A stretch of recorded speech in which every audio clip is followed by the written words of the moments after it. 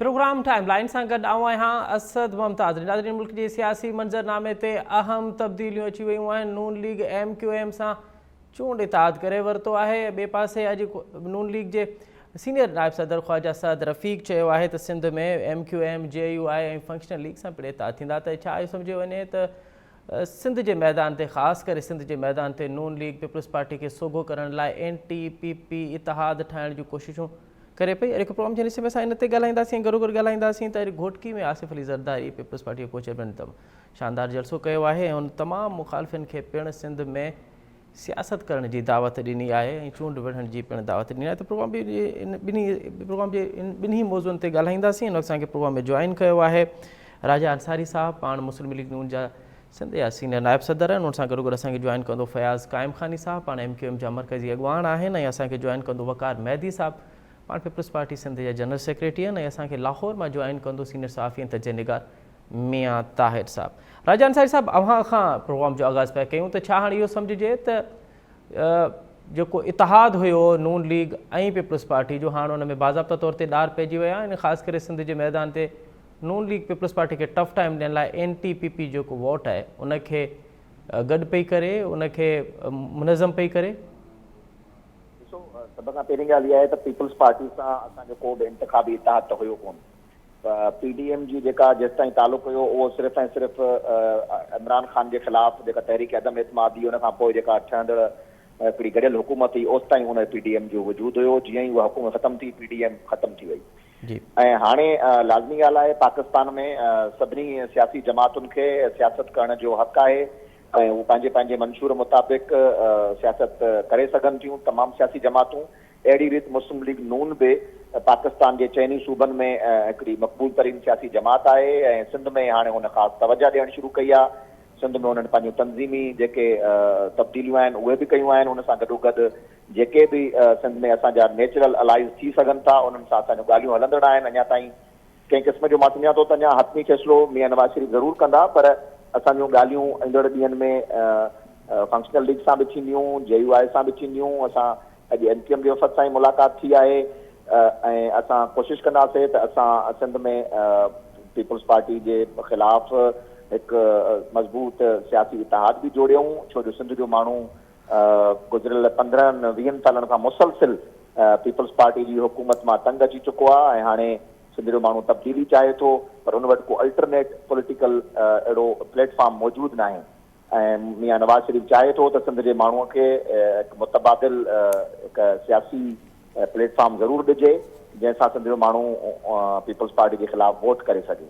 हुन करे असां हीअ सॼी जदोजहद करे रहिया आहियूं ऐं हिन जो वाहिद मक़सदु सिंध जे माण्हुनि जूं ज़िंदगियूं तब्दील करणु आहे, सिंध में ख़ुशहाली आणणु आहे ऐं सिंध जे जेको पोइते पियल इलाइक़ा आहिनि उन्हनि खे पाकिस्तान जे ॿियनि तरक़ी याफ़्ता जेके इलाइक़ा आहिनि उन्हनि सां गॾु बीहारणु आहे। ॿियो को मक़सदु न आहे। अच्छा राजा, अव्हां छा इन ॻाल्हि जी तस्दीक कंदो या अव्हां इन ॻाल्हि सां सहमत आहियो त पीपल्स पार्टी हिकु 15 साल मुसलसल सिंध ते हुकूमत करे पई? उनजो हिकिड़ो सबबु नून लीग भी आहे, छाकाणि त नून लीग सां जेका हुनजी अंडरस्टैंडिंग हुई पीपल्स पार्टी जी क़यादत जी त उहो सिंध में पीपल्स पार्टी खे ईज़िली मतिलबु फ्रेंडली अपोजिशन हूंदी, उनखे कंहिं क़िस्म जो को टफ टाइम न हूंदो। ऐं पंजाब में साॻी सूरत हाल वरी पीपल्स पार्टी तव्हांजी हिमायती हुई ऐं तव्हां त उनजे करे बि सिंध में पीपल्स पार्टी लाइ हिकिड़ो खुलियल मैदान हो, को बि ओपोनेंट न हो। इन करे 15 साल मुसलसल पीपल्स पार्टी हुकूमत न ॾिसो ईअं न आहे। असद पार्लियामानी सियासत जे अंदरि असां हमेशह ॾिसंदा आहियूं त कहिड़ी शइ वधीक लाभाइती आहे। बेसिकली बुनियादी तौर ते इशू इहो आहे त जॾहिं बि इलेक्शन्स थियूं मुस्लिम लीग नून पीपल्स पार्टी जे मुखालिफ़त में पंहिंजा उम्मीदवार बीहारिया, पर बदकिस्मती सां असां सिंध मां सीटूं खटे कोन सघियासीं। ऐं मियां नवाज़ शरीफ़ हमेशह इहा कोशिशि कई त सिंध में इलेक्शन मैदान में लहिजे ऐं हू सिंध जे इलेक्शनी मैदान में हमेशह लहंदो रहियो, पर उहा मोट असांखे सिंध जे माण्हुनि जे तरफ़ां न मिली सघी, जंहिंजे नतीजे में असांखे जी मजबूरी हुई त सिंध जो माण्हू जंहिं पार्टी खे मैंडेट ॾिए पियो असांखे उन सां गॾु ई अॻिते हलणो पवे पियो। जीअं तव्हां ॾिठो त सिंध में अमन अमान जी सूरत हाल ख़राब हुई तमामु घणी ऐं सिंध में पीपल्स पार्टी हुकूमत ठही ऐं मुस्लिम लीग नून जी मर्कज़ में हुकूमत ठही ऐं मुस्लिम लीग नून खे सिंध में अमन अमान क़ाइमु करणो हो त लाज़मी ॻाल्हि आहे सूबाई हुकूमत सां मिली करे ई करे सघे पई। अरिड़हीं तरमीम खां पोइ ख़ासि तौर ते सूबे में जेका बि हुकूमत ठहे मर्कज़ खे हुन सां गॾु कमु करणो आहे इन करे इहो बिल्कुलु इतिहाद न हुयो असांजो हिन वक़्तु ताईं अॼु ॾींहं ताईं पीपल्स पार्टी सां कॾहिं बि इंतिखाबी इतिहाद न रहियो आहे पर अंडरस्टैंडिंग ज़रूर हुई राजा, अंडरस्टैंडिंग ज़रूर हुई। अंडरस्टैंडिंग त लाज़मी आहे। सिंध जो माण्हू जेकॾहिं मैंडेट ॾींदो जंहिं बि कुवत खे सिंध में, हुन सां गॾु अंडरस्टैंड क़ाइमु न कंदासीं त सिंध दुश्मनी हूंदी। इन करे मियां नवाज़ शरीफ़ कॾहिं बि सिंध दुश्मनी न कई आहे।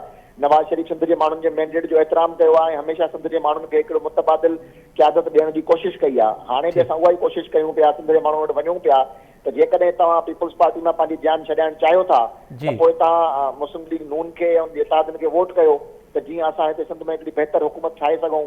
ऐं तव्हां ॾिसी सघो त पीपल्स पार्टी जी तर्ज़ हुकूमत में ऐं ॿियनि पार्टियुनि जी तर्ज़ हुकूमत में छा फ़र्क़ु आहे। पर जेकॾहिं सिंध जो माण्हू पोइ बि पीपल्स पार्टी खे वोट कंदो त पोइ बि असांजी मजबूरी हूंदी त हुकूमत थियण खां पोइ पीपल्स पार्टी सां गॾु वेही करे सिंध जे हक़नि जी ख़ातिर जेतिरो थी सघंदो असां कोशिशि कंदा रहंदासीं। ठीकु आहे राजा साहिबु, अवां असां गॾु ई रहिजो। असांखे जॉइन कयो आहे MQM जो मरकज़ी अॻवान फयाज़ काइम खानी साहब, उन्हनि खां मूंखे वठो था, वरी आउं ॿीहर तव्हां वटि ईंदुसि। फयाज़ काइम खानी साहब, प्रोग्राम में खुश आमदीद। अच्छा फयाज़ साहब, ये बताइए कि अब जो नून लीग के साथ इत्तेहाद बाज़ाब्ता तौर पे आज ऐलान किया गया है कि सिंध की सतह पे आप इत्तेहाद करेंगे, तो 2013 में भी आपका इत्तेहाद था। अब किस पॉइंट पे, किस मंशूर पे, किस नुक्ते नज़र पे इत्तेहाद होगा? क्या ये इत्तेहाद फ़कत और फ़कत NTPP इत्तेहाद होगा?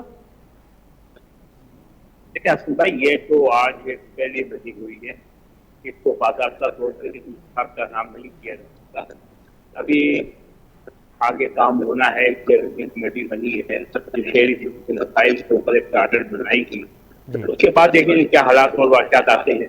अभी तो दिल्ली दूर है और जहाँ तक बात है कि यानी आम आदमी के लिए हर मुलाकातें सियासी पार्टियां करती रहती हैं और इनके इशू से आपको पता 15 साल तक कम्युनिस्ट पार्टी यहाँ पे काबिज रही है, काबिज में हुकूमत करती रही है, काबिज से ये बात रही समझे।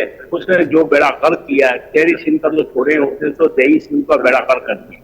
आप लाड़कानों को उठा के देख लें, आप सिंध का कोई भी हिस्सा उठा के देख, वहां पे कम्युनिस्ट पार्टी ने 15 साल के अंदर ये सिर्फ NICVD की एम्बुलेंस के अलावा कोई बड़ा प्रोजेक्ट नहीं बता सकती कि हमने बड़ा कोई प्रोजेक्ट बनाया है, ठीक है।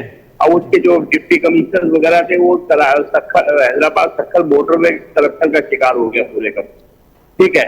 मुराद अली शाह खुद कई मामला से फंसे पड़े में।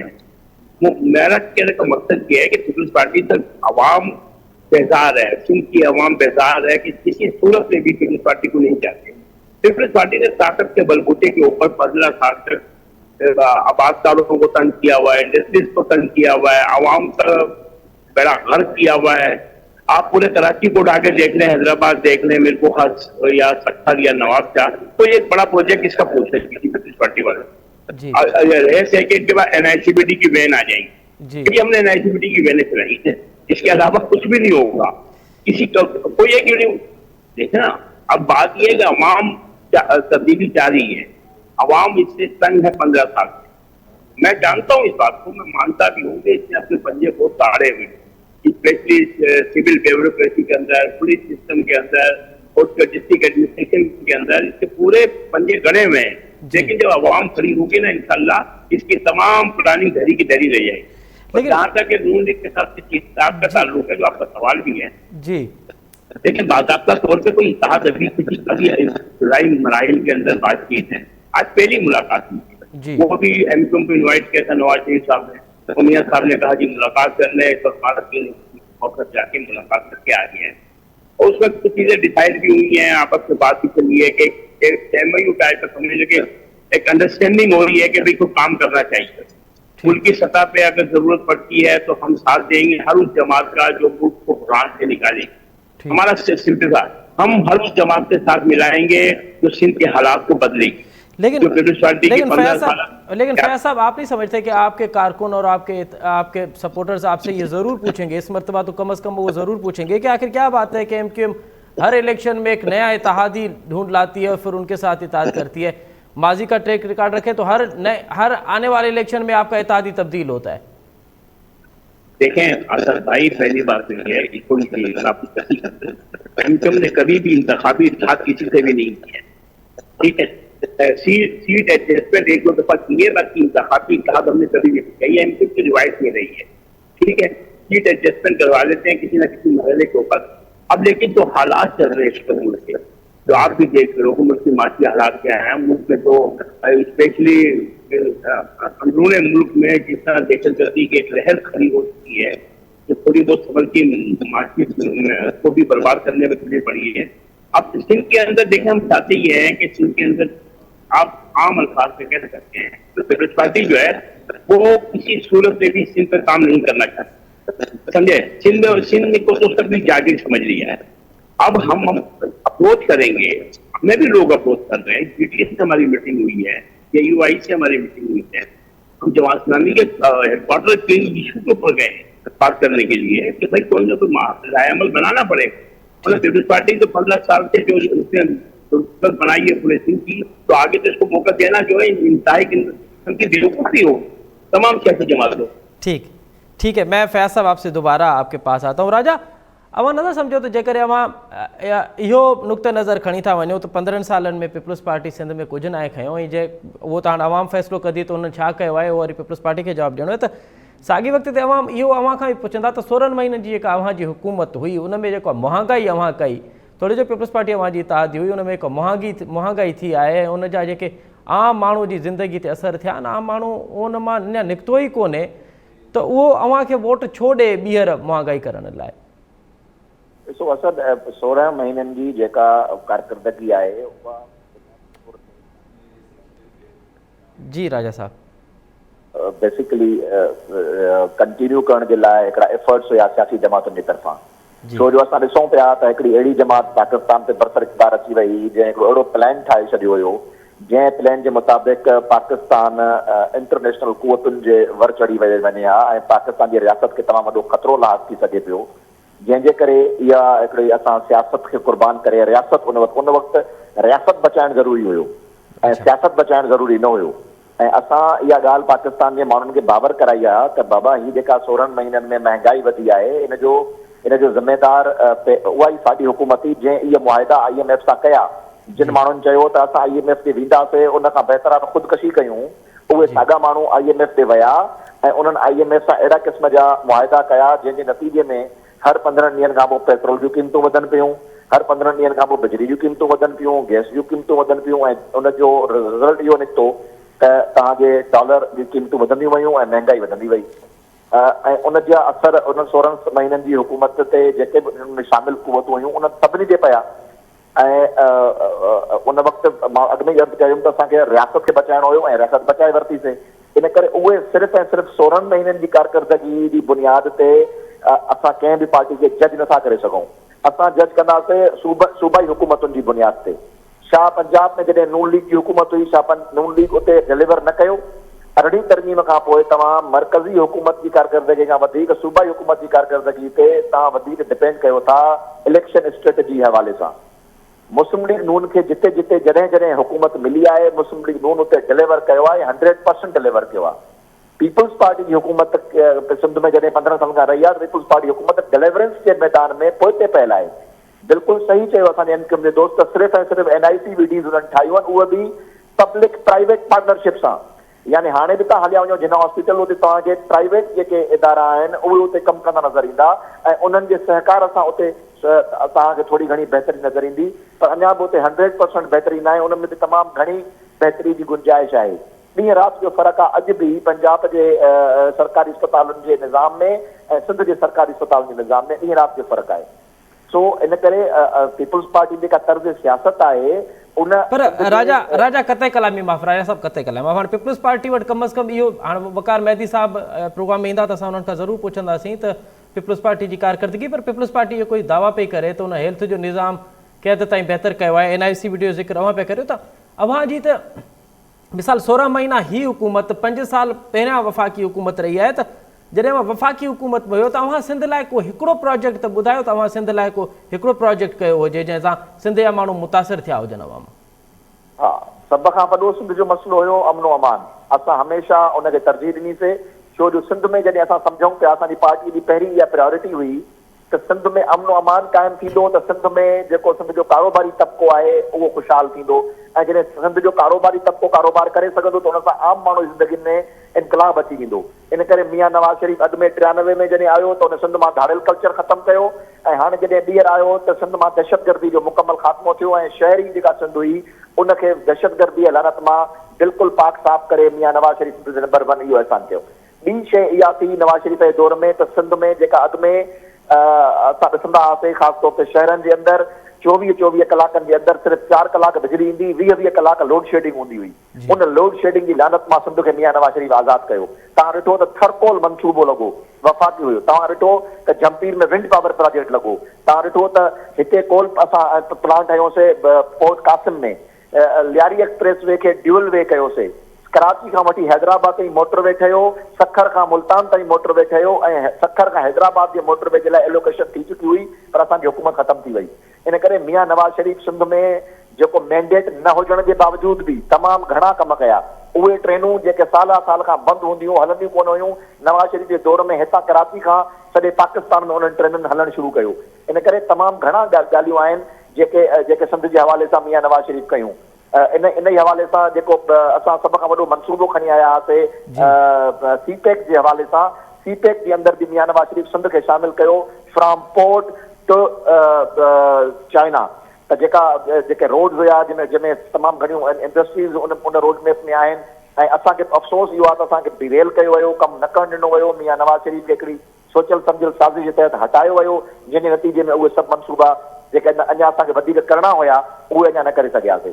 तो मियां साहब डिलीवर कयो आहे हमेशा, सिंध में मैंडेट न मिलण जे बावजूद डिलीवर कयो आहे। ठीक है। अच्छा फयाज़ कायम खानी साहब, अब जो राजा बता रहे हैं कि हमने जो तरक्की दी है, हमने जो प्रोजेक्ट्स दिए हैं, फिर इस तरह से पीपल्स पार्टी के पास भी एक पूरा अपना नैरेटिव है, लेकिन एमक्यूएम के पास क्या है? एमक्यूएम आवाम को क्या बताएगी कि स्पेशली कराची के लोग आपको अगर वोट दें तो क्यों दें?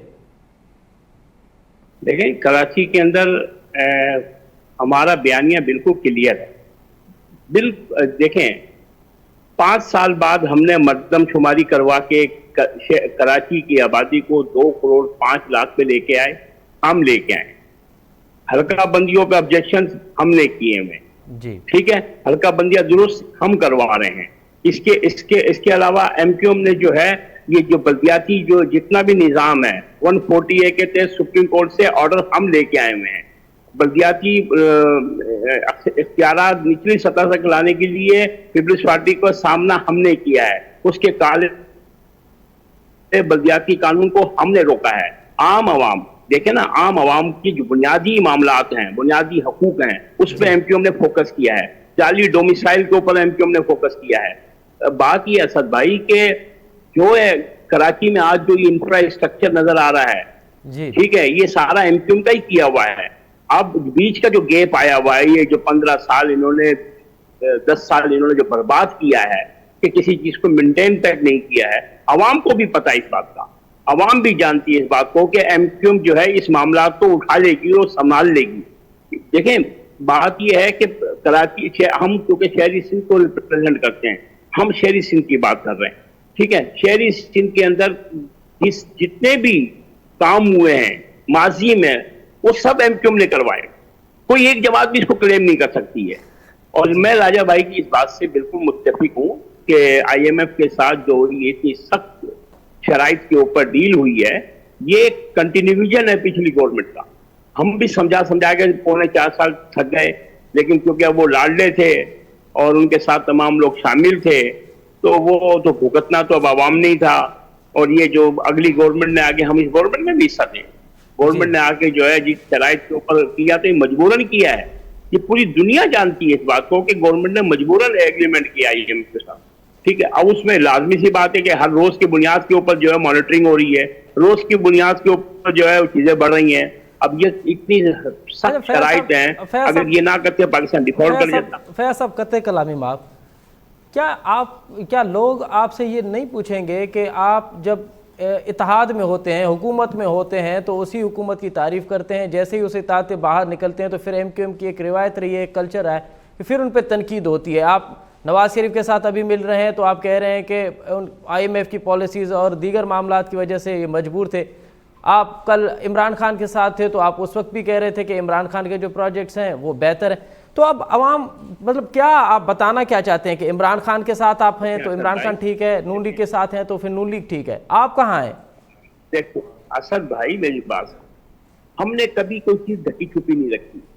हमने 13 नकाती एग्रीमेंट पीटीआई के साथ किया, ठीक है, उसको हमने पब्लिक कर दिया। हमने ये जो पीडीएम की गवर्नमेंट थी इसके साथ पीपल्स पार्टी और नून के साथ हमने एग्रीमेंट किया, हमने पब्लिक कर दिया।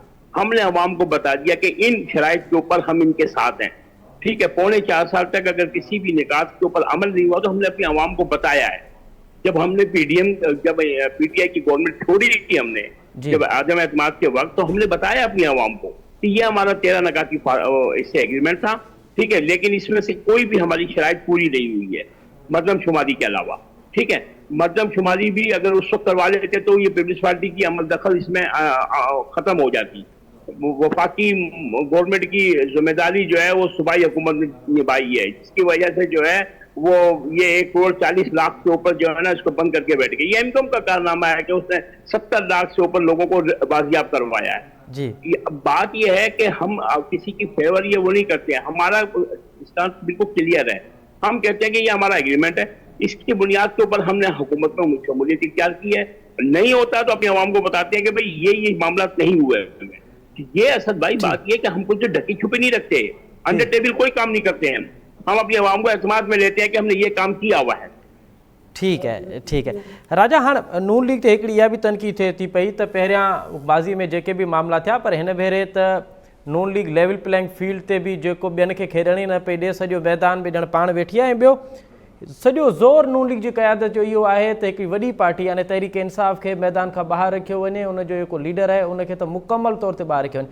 ऐं उन खां सम्झो जेकॾहिं अगरि अपोज़िशन हूंदी कोन, पीटीआई जहिड़ी एॾी वॾी पार्टी अगरि चूंडुनि में न हूंदी त पोइ चूंडूं जेके बि थींदियूं उन्हनि जी शफ़ाफ़ियत यकीनन सवाल थींदा, पोइ 2018 ऐं 23 जी चूंडुनि में को फ़र्क़ु न रहंदो। न असां त ईअं न आहे। ॾिसो, असां कॾहिं बि कोन चयो आहे त तव्हां पीटीआई खे इलेक्शन प्रोसेस खां ॿाहिरि रखो। पीटीआई जो पंहिंजा इशूज़ आहिनि। पीटीआई हिकिड़ो हिन मुल्क जे अंदरि तमामु वॾो हिकिड़ो क़दम खयो ऐं अञा ताईं उन क़दम जे मथां बज़िद आहे, जेको 9 मई जो क़दम हुयो। पीटीआई हिन मुल्क जे जेके कानून नाफ़िज़ कंदड़ ऐं जेके आइनी इदारा आहिनि उन्हनि जे मथां हमला कया। पीटीआई हिन मुल्क जे जेके फ़ौजी अस्करियत जा इदारा आहिनि उन्हनि ते हमला कया। पीटीआई रियासत जे इदारनि ते हमला कया ऐं उन खां पोइ पीटीआई जो चेयरमैन चवंदो रहियो त जेकॾहिं उन वक़्तु अवाम उन्हनि इदारनि जे तरफ़ न वञे हा त ॿियो काॾे वञे हा। उन खां पोइ हाणे जेका हुननि ट्रेंड हलायो आहे सोशल मीडिया ते, उहो बि तमामु ख़तरनाक ट्रेंड आहे, जंहिंमें हू चवनि था त 9 मई जो जेको वाक़ियो आहे उहो फ़ौज पाण करायो आहे।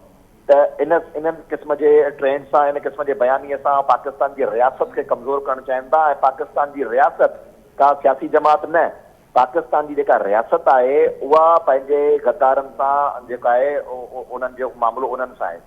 असां कॾहिं बि कोन चयो आहे त तव्हां पीटीआई खे एज़ अ सियासी जमात बैन कयो या उनखे सियासी मैदान खां ॿाहिरि रखो। जेकॾहिं पीटीआई खे इलेक्शन विढ़ंदी पीटीआई, ऐं मूंखे लॻे थो त लाज़मी ॻाल्हि आहे, अञा ताईं कलादम त कोन थी आहे, पीटीआई जा माण्हू हूंदा ऐं उहे बैलेट पेपर ते हुनजो निशान मौजूदु हूंदो, इलेक्शन विढ़नि भले। बाक़ी जेसि ताईं इहो नओं हिकिड़ो टर्म मुतारिफ़ थियो आहे लेवल प्लेइंग फील्ड, मूंखे त सम्झ में कोन थो इहो तव्हां लेवल प्लेइंग फील्ड छा खे चओ था। छा मतिलबु अहिड़ी कहिड़ी शइ थी आहे जंहिंमें इहो लॻे त मियां नवाज़ शरीफ़ खे सिर्फ़ु लेवल प्लेइंग फील्ड मिले थी ऐं ॿियो कंहिंखे कोन थी मिले। सिर्फ़ु ऐं सिर्फ़ु इहो थियो त मियां नवाज़ शरीफ़ कोर्ट खां प्रोटेक्टिव बेल वरिती। मां हिकु वकील आहियां, असां डेली हज़ारे प्रोटेक्टिव बेल्स वठंदा आहियूं मुख़्तलिफ़ माण्हुनि जा। जीअं पाकिस्तान जे आम शहरी खे इहो हक़ हासिल आहे त हुनखे प्रोटेक्टिव बेल मिले, ईअं मियां नवाज़ शरीफ़ खे मिली आहे। अहिड़े तरीक़े सां अपीलूं जेके बहाल थियूं आहिनि उहे बि रोज़ाना जी बुनियादुनि ते, सिर्फ़ु उहे ख़बरूं कोन थियूं वञनि जेकॾहिं तव्हां कोर्ट जे जेके सहाफ़ी जेके कोर्ट कवर कंदा आहिनि उन्हनि खां पुछंदो, रोज़ाना जी बुनियाद ते अलाए केतिरियूं अपीलूं आम पाकिस्तानी शहरियुनि जूं बहाल थींदियूं आहिनि। अहिड़े तरीक़े सां मियां साहब जूं बि थियूं आहिनि। अहिड़ो कहिड़ो एक्स्ट्रा ऑर्डनरी रिलीफ मिलियो आहे जंहिंसां इहा तव्हां इहो हिकिड़ो नयो टर्म थियो आहे त लेवल प्लेइंग फील्ड। का लेवल प्लेइंग फील्ड कोन्हे। असां अॼु बि सियासी जदोजहद मैदान में लिथल आहियूं। हा, असां तयारियूं कयूं पिया, असांजी जमात इंटैक्ट आहे, असां पंहिंजी जमात खे टाइम पिया ॾियूं। मियां नवाज़ शरीफ़ ॾींहुं राति महिनत पियो करे, ॿिया सियासी अॻवान खे महिनत करण खे कंहिं झलियो आहे? अॼु ज़रदारी उन ॾींहुं मियां नवाज़ शरीफ़ लाहौर में जलसो कयो, इस्तक़बाली जलसो हुयो। अॼु ज़रदारी साहब घोटकी में जलसो कयो आहे, असां त कोन था चऊं त ज़रदारी साहब खे लेवल प्लेइंग फील्ड मिली आहे, ॿियो कंहिंखे कोन थी मिले। इन करे इहो तासुर ॾियणु तमामु ग़लति आहे त को नवाज़ लीग खे लेवल प्लेइंग फील्ड मिली आहे। नवाज़ लीग खे कंहिं क़िस्म जो रिलीफ नाहे मिलियो, उन सां सिर्फ़ु इंसाफ़ थियो आहे, जेको इंसाफ़ इलाही अॻु में थियणु घुरिजे आहे। असां तव्हां हमदर्दी कयो त असांखे एॾो लेट इंसाफ़ छो मिलियो आहे, असांखे इहो इंसाफ़ पहिरियों मिलणु घुरिजे आहे, पर उन वक़्तु इन करे नथो मिले त पपेट क़िस्म जा जज उन वक़्तु अदालत में वेठा हुया। अॼु उहे पपेट जज हटी विया आहिनि, मेरिट ते फ़ैसिला थियनि था त नवाज़ शरीफ़ खे इंसाफ़ मिलणु शुरू थियो आहे। रिलीफ त कोई बि कोन मिलियो आहे असांखे। अॼु हिन वक़्त ताईं मियां नवाज़ शरीफ़ ते को बि केस ख़तमु कोन थियो आहे, उनजे नाअहली जी सज़ा ख़तमु कोन थी आहे।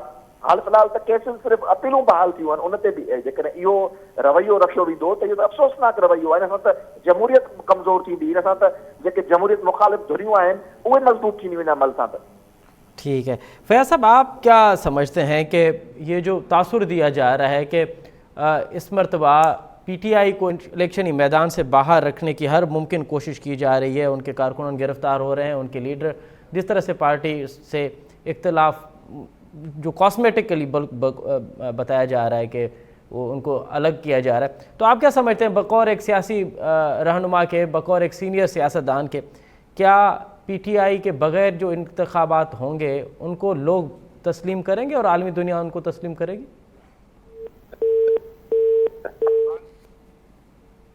जी फैयाज़ साहब, आपकी आवाज़ यारी। फैयाज़ साहब, आप अपना माइक जो है वो अनम्यूट करें। जी जी फैयाज़ साहब, अब आ रहा है? जी जी जी प्लीज। आ रही है बात? जी जी जी जी। असद भाई, हमारा मानना ये है कि तमाम जमातों को इक्वल मौके मिलने चाहिए इलेक्शन लड़ने का, ठीक है। PTI के जो लोग किसी गैर कानूनी गैर आईनी सरगर्मियों में मुलविस रहे हैं उनको कानून के मुताबिक ट्रीट किया जाए।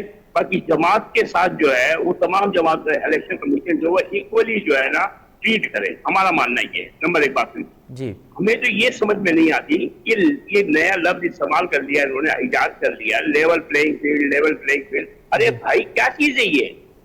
पीपल्स पार्टी रोना रो रही है कि लेवल प्लेइंग फील्ड ही मिल रही है।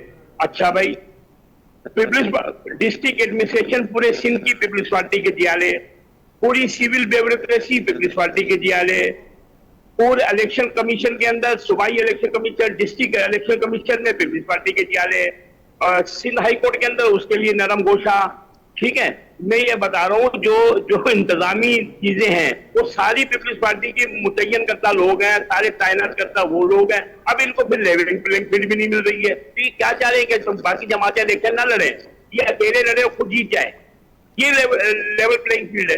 अरे भाई, लेवल प्लेइंग फील्ड कहते हैं किसको है?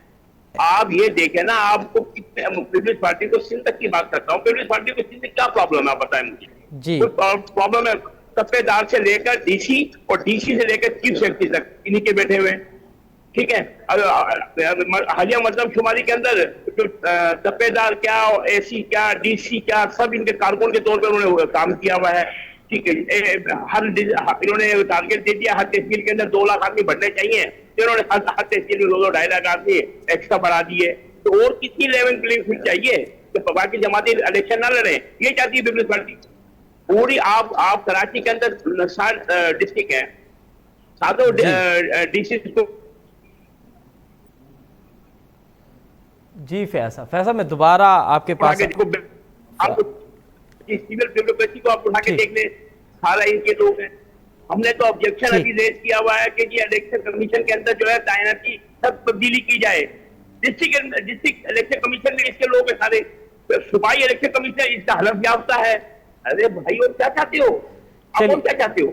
चलिए फैयाज़ मैं दोबारा आपके पास आऊँगा। इस वक्त हमें ज्वाइन किया है लाहौर से मुल्क के सीनियर सहाफ़ी और मुमताज़ तज्ज़िया निगार और कॉलमिस्ट जनाब मियाँ ताहिर साहब से, उनसे ज़रा मैं उनका कमेंट ले लूँ, फिर दोबारा आपके पास आता हूँ।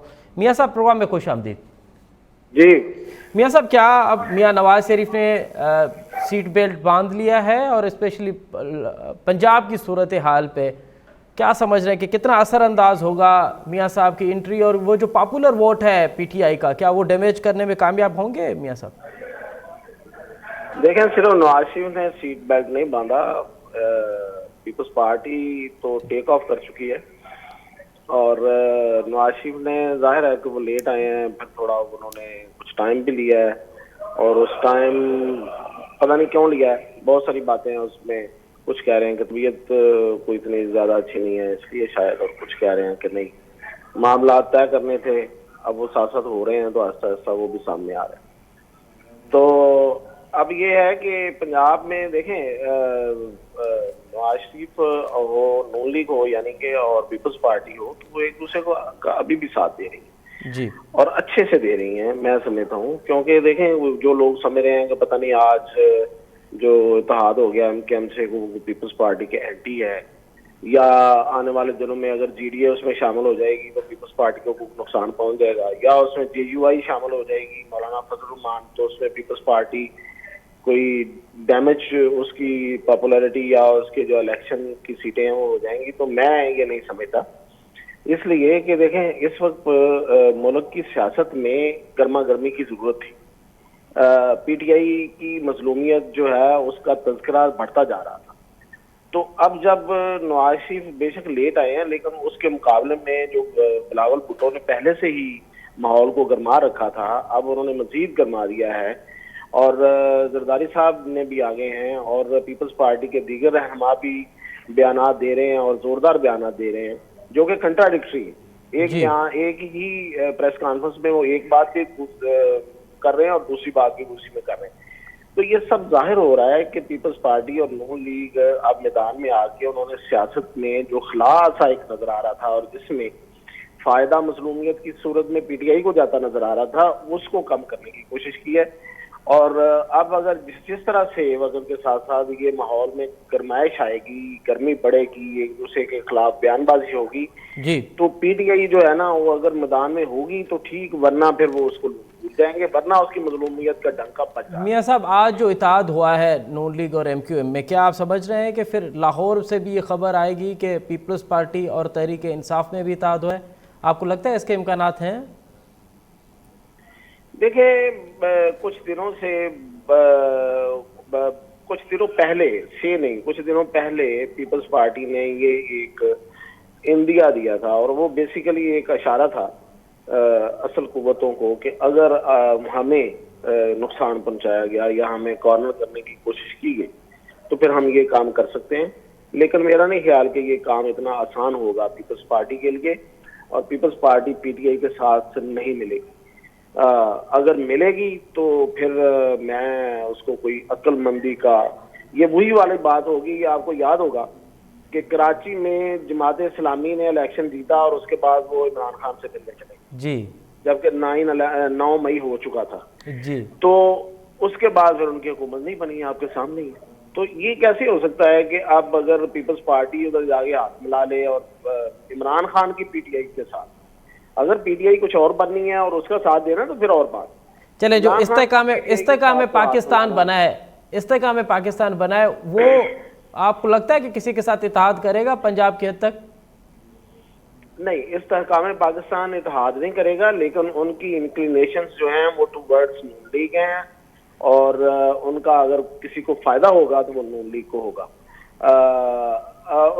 वो इत्तेहाद शायद ना करें क्योंकि वो समझते हैं कि उनके पास इलेक्टेबल्स हैं। समझते क्या है, उनको ला के दिए जा रहे हैं जितने भी आए वो, मतलब ये कोई जरूरी नहीं है कि वो बहुत ज्यादा आए, लेकिन जितने भी आए उनके पास इलेक्टेबल्स आएंगे और वो उनको मैदान में उतार के कुछ ना कुछ निकालने की कोशिश करेंगे और असल मकसद तो उस खला को पूरा करना है। मियाँ साहब बिल्कुल लास्ट में ये बताइए कि अगर पीपल्स पार्टी और नून लीग का पंजाब में इत्तेहाद नहीं होता तो क्या इसका फायदा तहरीक इंसाफ को होगा? देखिए, तहरीक इंसाफ को फायदा तो एक ही सूरत में होगा ना, वो इत्तेहाद हो ना हो भी जाए कि वो खड़े हों। अच्छा। उनके कैंडिडेट्स आए, तो जब कैंडिडेट्स ही नहीं होने तो फायदा किस चीज का है और वोट किसको पड़ेगा? वोट तो कैंडिडेट्स को पड़ते हैं ना। तो जब कैंडिडेट्स ही नहीं है या नहीं होंगे, जो कि नजर आ रहा है, तो फिर फायदा किस चीज का? फायदा तो कोई नहीं है, फायदा तो इन दोनों को ही होगा, या कोई एक आध दूसरा जो करैक्टर है वो थोड़ा बहुत फायदा उठा लेगा, अदरवाइज तो कोई इन दोनों का फायदा। तो मियाँ साहब, आपको लगता है कि वाकई तहरीक इंसाफ ग्राउंड से बाहर होगी? जी, इमरान खान की तहरीक इंसाफ तो ग्राउंड से बाहर है क्योंकि इमरान खान बाहर हैं, और फिर दूसरी बात यह है कि अगर कोई मुकाबला नवाज शरीफ के बाहर होने के साथ इमरान खान का करे तो वो गलत करेगा, क्योंकि ये 9 मई है और 9 मई जो है वो 9/11 है बेसिकली। तो 9/11 को जिस तरह नहीं भूले थे, इसी तरह 9 मई वाले भी 9 मई को नहीं भूलेंगे।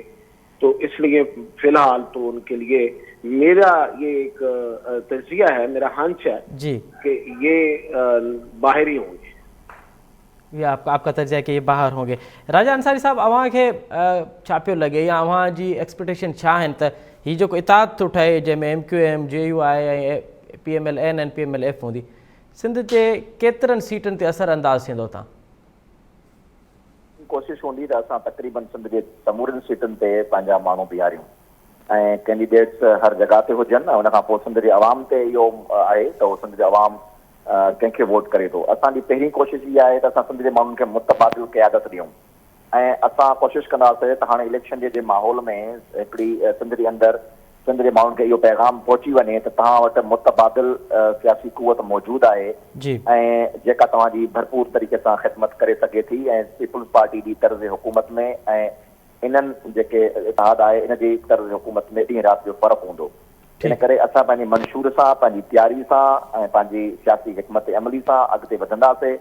पर हिकिड़ी ॻाल्हि ज़रूरु सिंध जा माण्हू यादि रखनि त उहा मियां नवाज़ शरीफ़ खां कॾहिं बि इहा उमेद न रखनि त मियां नवाज़ शरीफ़ सिंध जे मफ़ादनि जी किथे जेका सौदेबाज़ी कंदो। मियां नवाज़ शरीफ़ सिंधी माण्हुनि सां प्यार करे थो ऐं मियां नवाज़ शरीफ़ सिंध जे मफ़ादनि जो हमेशह तहफ़ुज़ कयो आहे ऐं आइंदा भी कंदो रहंदो इंशाअल्लाह। ठीक है, फैज़ कायम खान साहब, बिल्कुल मुख्तसरन ये बताइएगा कि कराची में MQM इस मरतबा कितनी सीटें निकालने की उम्मीद रखी हुई है? हम अपनी तमाम रिवायती सीटों से जीते जो हमारी सीटें हैं, ठीक है जी। 2-3 कौमी असेंबली की सीट है जिसमें हम कभी भी दावा ना हमने पहले किया है और ना आज कर रहे हैं। बाकी जितनी हमारी रिवायती सीट्स हैं, हमारे इलाका, जितने हमारे जो एरियाज हैं, उसमें हम क्लीन शूट कर जाएंगे इंशाल्लाह। 2018 वाला ड्रामा जो है ना रिपीट नहीं होगा, बहुत बिल्कुल भी रिपीट नहीं होगा, करने देंगे। बहुत शुक्रिया फयाज़ कायम खानी साहब, राजा अंसारी साहब, मियाँ ताहिर साहब। असां कोशिशि कईसीं वकार मेहदी साहब के भी प्रोग्राम में कयूं, बल्कि कंहिं कम्युनिकेशन गैप जे करे पीपल्स पार्टी जो मौक़िफ़ न अची सघियो। कोशिशि कंदासीं सुभाणे वारे प्रोग्राम में पीपल्स पार्टी जो मौक़िफ़ करण पॉलिटिकल सिनेरियो ते ज़रूरु वठूं। हिते प्रोग्राम जो वक़्तु पई पुॼाणी थी थो पए। असद मुमताज़ रेड खे ॾींदा इजाज़त, सदाईं गॾु।